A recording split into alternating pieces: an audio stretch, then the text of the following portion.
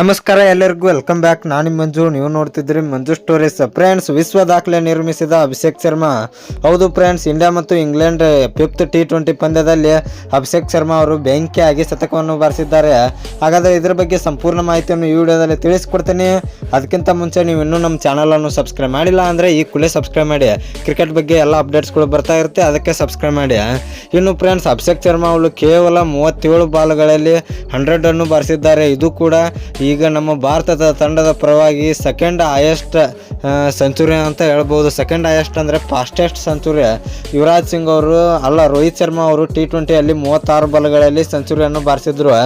ಈಗ ಅಭಿಷೇಕ್ ಶರ್ಮಾ ಅವರು ಕೇವಲ 37 ಬಾಲ್ಗಳಲ್ಲಿ ಸೆಂಚುರಿಯನ್ನು ಬಾರಿಸಿದ್ದಾರೆ ಅಂತ ಹೇಳ್ಬೋದು. ನಮ್ಮ ಅಭಿಷೇಕ್ ಶರ್ಮಾ ಅವರು ಈ ರೀತಿ ಬ್ಯಾಟಿಂಗ್ ಆಡುವುದರ ಮೂಲಕ ನಮ್ಮ ಭಾರತ ತಂಡದ ಸ್ಕೋರ್ 300 ಹೋದರೂ ಆಶ್ಚರ್ಯ ಪಡುವಂತಿಲ್ಲ. ಯಾಕೆಂದರೆ ನಮ್ಮ ಭಾರತ ತಂಡ ಆ ಥರ ಸ್ಕೋರ್ನಲ್ಲಿ ಇದೆ. 173 ರನ್ನುಗಳು ಕೇವಲ 12 ಓವರ್ಗಳಲ್ಲಿ ಅಂತ ಹೇಳ್ಬೋದು. ಅಭಿಷೇಕ್ ಶರ್ಮಾ ಅವರನ್ನು ಬಿಟ್ಟು ಸಂಜು ಸ್ಯಾಮ್ಸನ್ ಆಗಿರ್ಬೋದು, ತಿಲಕ್ ವರ್ಮಾ ಆಗಿರ್ಬೋದು, ಸೂರ್ಯಕುಮಾರ್ ಯಾದವ್, ಶಿವಮ್ ದುಬೆ ಅವರು ವಿಕೆಟ್ಸ್ಗಳನ್ನು ಒಪ್ಪಿಸಿ ಹೋಗ್ತಾ ಇದ್ದಾರೆ. ಸ್ಟ್ಯಾಂಡ್ ಆಗಿ ಆಡ್ತಾ ಇರೋದು ಅಭಿಷೇಕ್ ಶರ್ಮಾ ಅವರು ಒಬ್ಬರೇ ಅಂತ ಹೇಳ್ಬೋದು. ಇವರ ಬ್ಯಾಟಿಂಗ್ನಲ್ಲಿ ಪ್ರೇಕ್ಷಕರಿಗೆ ಮಾತ್ರ ಸಿಕ್ಸರ್ಗಳ ಸುರಿಮಳೆ ಬರ್ತಾ ಇದೆ ಅಂತ ಹೇಳ್ಬೋದು. ಇವತ್ತು ಟಿಕೆಟ್ ತಗೊಂಡು ನೋಡಲು ಬಂದ ಎಲ್ಲ ಅಭಿಮಾನಿಗಳಿಗೂ ಕೂಡ ಪೈಸಾ ವಸೂಲು ಮ್ಯಾಚ್ ಅಂತ ಹೇಳ್ಬೋದು. ಇನ್ನು ಫ್ರೆಂಡ್ಸ್, ಅಭಿಷೇಕ್ ಶರ್ಮಾ ಅವರು ಈ ರೀತಿ ಬ್ಯಾಟಿಂಗ್ ಆಡೋದ್ರ ಬಗ್ಗೆ ನಿಮ್ಮ ಅನಿಸಿಕೆ ಏನು ಅಂತ ಕಮೆಂಟ್ ಬಾಕ್ಸ್ನಲ್ಲಿ ಕಮೆಂಟ್ ಮಾಡೋದ್ರ ಮೂಲಕ ತಿಳಿಸ್ಕೊಡಿ. ಇನ್ನು ನಿಮಗೆ ಇದೇ ರೀತಿ ಕ್ರಿಕೆಟ್ ಬಗ್ಗೆ ಅಪ್ಡೇಟ್ಸ್ ಬೇಕಾದರೆ ನಮ್ಮ ಚಾನಲ್ ಸಬ್ಸ್ಕ್ರೈಬ್ ಮಾಡಿ. ನಮಸ್ಕಾರ ಫ್ರೆಂಡ್ಸ್.